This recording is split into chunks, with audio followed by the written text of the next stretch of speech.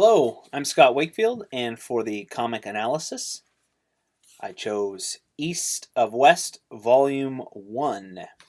Published by Image Comics, this edition is the third printing from 2015. It is a compilation of the first 5 comics in the East of West series that were started as a monthly comic in 2013. I've seen it on Amazon and in our school library as with the title The Promise, but I don't see that anywhere on this edition. It was written by Jonathan Hickman. The artist is Nick Dragotta. Colors are by Frank Martin, and letters are by Russ Wooten.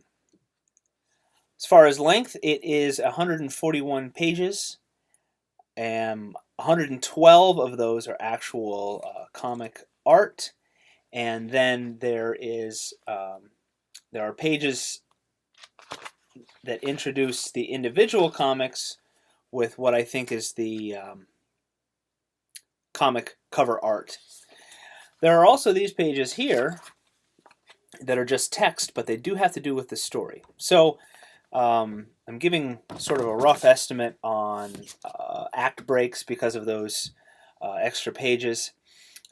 Act 1 ends at right about page 21 or 23, and Act 2 goes through to about page 110. So it does follow the quarter, half, quarter, but the beginning and end are trimmed down a bit, which I think is just fine. It gives a lot to the story in the middle and doesn't take long to get into it. And the end is a resolution, but since it is an ongoing series, it's a sort of resolution. And then we're left with an open ending, of course, and we want to go on. We want to read on, and I do want to read on.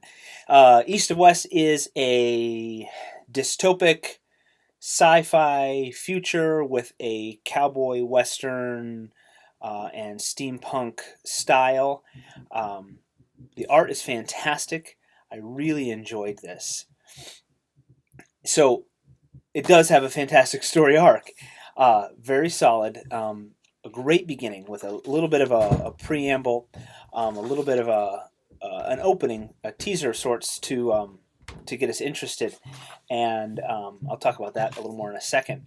The middle moves along nicely, and because it is a collection of comics, the story, the action rises and falls throughout, but as a whole, it works out very nicely.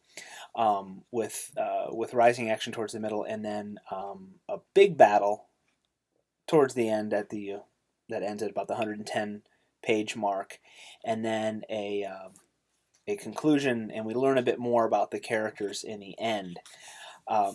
So the protagonist is kind of strange because he is actually Death. He is one of the 4 horsemen of the apocalypse, and he is being pursued by the other 3 horsemen who died previously and are reincarnated as children, which adds a little creepy element, but it's an interesting twist. But Death as the protagonist is very interesting as well. It's kind of an anti-hero because he does kill a lot of people, and he meets his goals by through a lot of violence. But in the end, one of his goals is to stop the horsemen from bringing about the end of the world, so I guess that's good. And another goal of his is to find his wife. So he finds her. He has to do some changing and life adjustment when he finds her, and then after he finds her, it didn't turn out quite like he expected, so he has to change a little more, and then he has to do more in the end. So we're left with an open end, and the story keeps going. I was never really confused in this story, so I think the transitions were excellent. There was one moment in the beginning where there was a flashback. I didn't realize that at first, but then I realized the artist does this kind of hazy tone for the flashbacks, and once I figured that out, I understood what was going on. We're given setting locations They're very nicely done. We're given On the Burning Plain. There's another one where it's the White Tower. So it's all very clear, very nice. It goes back and forth from a few different characters' perspectives. Death, the other three horsemen, and then some of the other characters, including Death's wife. And I was never really confused. I understood what the story was doing. Using the page as a mini comic was very effectively done. As I said in the opening, we see some action that moves across the top. We see they're divining something here, and then it moves right down here, and we're left where he says, "Well, that settles it. Then we kill him." Well, who and why? And they're going to kill somebody. So I wanted to keep reading. Another thing the artist does, as the page is a mini comic, of course, leaves us wanting to see what happens. There's a idiotic person in a bar picking a fight with somebody he shouldn't pick a fight with, and then what happens. And it's kind of interesting, the action that takes place in the background while he has a drink. Nicely done. So yes, each page as a mini comic is great. Keeps the story flowing. For instance, we've got this scene here. He moves across here, and there's a wolf, there's a buffalo. Oh, and then there's a human or a person carrying the buffalo. Yes, it moves the story along nicely. Spoiler: that's him, but he changes. The directional flow, just like I was saying, same thing. It all moves very nicely. He gets on his mechanical horse here, so in the distance we see him arriving or riding, and then we see him arriving. Page I showed you from left to right. He's walking to his mechanical horse, or whatever you want to call that thing. He's getting on, and then he's gone with a little cloud of dust behind him.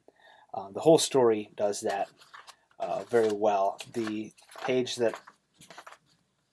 what I really liked with the art is this says Blam, B-L-A-M. He's getting shot here.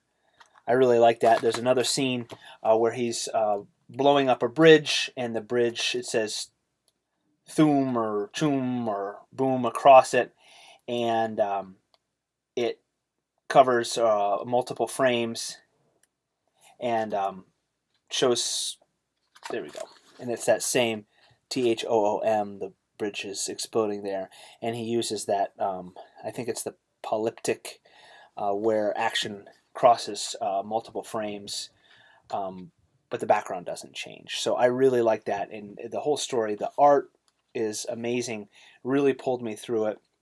I really, really like that. And that fits in with the other observations. This was fantastic. Pretty violent, not gratuitously so, and kind of stylized in some of it. Interesting protagonist being Death, but he has a good goal to stop the destruction of the world.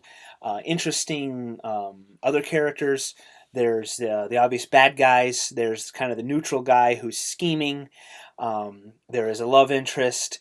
There are people with superpowers or supernatural powers.